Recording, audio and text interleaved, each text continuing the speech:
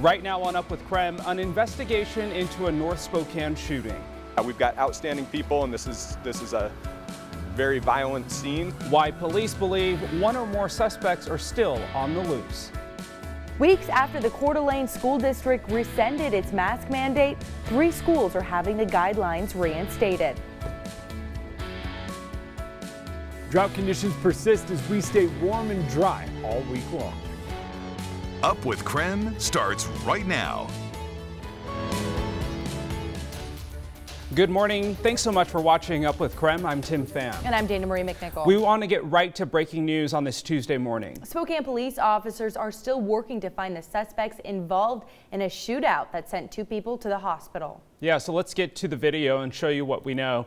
The shooting happened at around 8 o'clock last night on East Wedgwood near the North Side Lowe's off of Division, which is next to the Serrano apartments. And that's where officers found more than a dozen shell casings. 1 person was taken to the hospital and a second victim showed up to the hospital with gunshot wounds. Spokane Police Department do believe the second person was involved in the shooting. Well, police do tell us there's no active threat to the community right now, but 1 or more suspects are still on the run. Detectives were also on scene late last night, and the investigation is ongoing at this time. Parts of Wedgwood Avenue and Colton Street are still closed. Well, that was as of midnight last night. And of course, we're going to continue to track this story all morning long. You could also check KREM.com for additional information and updates. All right, just about 6:01, meteorologist Jeremy Laguz in the Outdoor Weather Center. And Jeremy, I got out in my yard yesterday, but it did start to warm up. Will we expect more today? Oh yeah, absolutely. It is going to be warm and dry all week long, even warmer as we head into the afternoon today. So temps are on the rise. We're hanging out in the mid-40s early on this morning, down to 45 here in Spokane. But remember, the 6 o'clock hour, always the coldest hour of the day this time of year. 39 in Coeur d'Alene, you're looking at 43 up in Sandpoint, and 41 as you make your way out toward Moses Lake. And today it's shaping up to be warm and dry and very similar to what we saw yesterday. Remember yesterday, a few lingering showers in the morning that moved out? Well, that's the case now, and that's going to be the case as we head into the afternoon. We're going to see a couple more of those isolated kind of light mountain showers.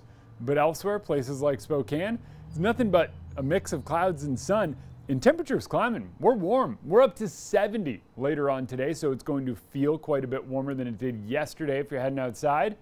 And tomorrow, even warmer, and that warm weather looks to stick around. And even as we head into next week, it looks like temperatures will trend in the 70s, and we do stay dry across the inland Northwest. Jeremy, thanks so much. Right now, students at some Coeur d'Alene schools are waking up to a second day of reinstated mask mandates. That's right. So those masks will be required for the next 2 weeks because of a spike in coronavirus cases with those students. Right now, Nicole Hernandez is live at one of those schools where students will be showing up soon for classes. Good morning, Nicole.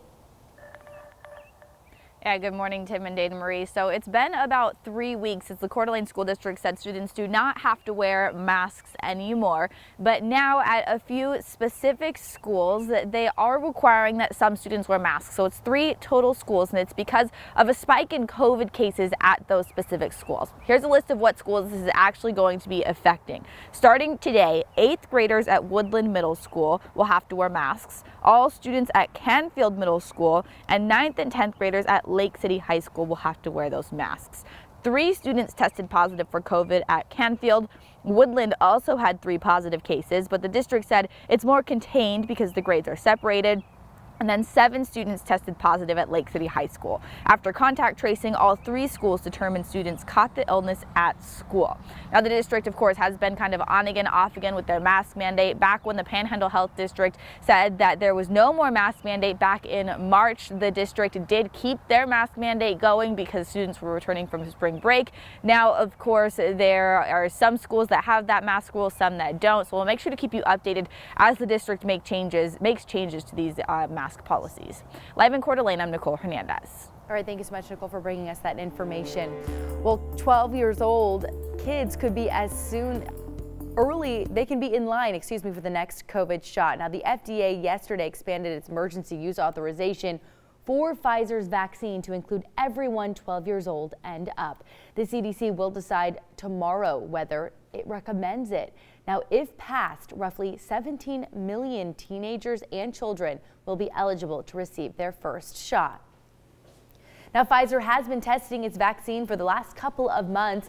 Tim Pham tells us the results from those trials. Good morning, Tim. Hey, good morning, Dana Marie. Let's get right to it. Early research involving more than 1,100 people found Pfizer's vaccine to be 100% effective for kids ages 12 to 15 years old. But a new poll from the Kaiser Family Foundation shows there actually is some hesitancy. So let's get to the data. Right now, 29% of parents say they will get their kid vaccinated right away. Meanwhile, 32% saying they're going to wait and see how it works. And then 15% say only if schools require it. So 19% say they don't want to get their kids a shot at all. So let's move on. CDC data shows fewer than 300 kids have actually died from the virus, and that's actually less than any age group. But experts warn that kids can easily spread the virus. Remember, there are children and adults who are immunocompromised, who cannot either receive the vaccine or who will have a much diminished response. How do we protect our frail brothers and sisters? All the rest of us get protected. Health leaders estimate to reach herd immunity, roughly 70 to 90% of the population needs to get vaccinated to meet that goal. Census data shows kids under 18 make up roughly 22% of the U.S. population. Now, there are mixed responses to the vaccine news, though. Dana Marie McNichol is joining us now. Dana Marie, how are people reacting? Well, a lot of people are reacting this morning because the question of the morning we're seeing is, if you were a teen, would you get that vaccine? On both sides of the conversation, we've been getting comments from you. 61.5% are saying yes this morning. 38.5% are saying no. When we just checked this poll about 20 minutes ago, it was split the other way. So again, so many of you are going back and forth. A lot of people are saying yes, definitely, I will vaccinate my child as soon as possible. Others are saying no way to vaccine for kids. So tell us why. This is your opportunity to see how your community is responding to this brand new news as we see that Pfizer vaccine available for kids on Thursday. 6:06 now, it's time for your morning rush. More news in less time. Yeah, the city of Spokane will receive more than $40 million in federal COVID relief funding this week. Now, it's the first of 2 equal installments over 2 years. In total, the city will receive nearly $81 million in federal relief funds, and the funds will be directed to meet community needs following a public process. It also can be used to expand city programs and services that were cut during the pandemic and to invest in critical infrastructure needs. Spokane Public Schools wants your input on the possible names for its 3 new middle schools, plus the potential renaming of a school currently known as On Track Academy. They have narrowed it down to 3 possible names for each school. This Wednesday, the school board will review the finalists in a public meeting where you can weigh in. They're expected to make the final decision in their meeting scheduled for May 26th. The Spokane Shock will not have fans in the stands for the season opener on May 15th. The team says that Governor Inslee's office told them that they couldn't have fans at the game, but the governor's office is actually refuting that claim. The team also announced today that their previously scheduled Fan Fest event on May 12th is being postponed to a later date. And remember, you can watch all of the Shock's home games this year on KSKN, the CW22. A Washington state measure has been approved to prevent thousands of people this year from having their driver's license suspended for failure to pay fines. About 46,000 people have their license suspended annually because they can't pay court-imposed fines for non-criminal moving violations. The new law eliminates failure to pay fines as a reason for license suspension, though drivers could face suspension if they fail to appear in court. As part of a counterfeit crackdown, Amazon says it blocked more than 10 billion listings last year. It also destroyed 2 million suspected phony products sent to its warehouses. Amazon says scammers are trying to take advantage of the online shipping boom during the pandemic. That's your morning rush. More news in less time. Let us know what's happening in your neighborhood by using the hashtag #UpWithKREM on social media. And still to come here on Up with Crime, authorities are trying to clean up the mess left behind by a massive cyber attack. After the break, I'm going to tell you how it's affected the fuel industry and what the long-term effects could be. And we've got dry weather in the forecast. I'll let you know who has the chance of seeing rain in the coming days and who does not.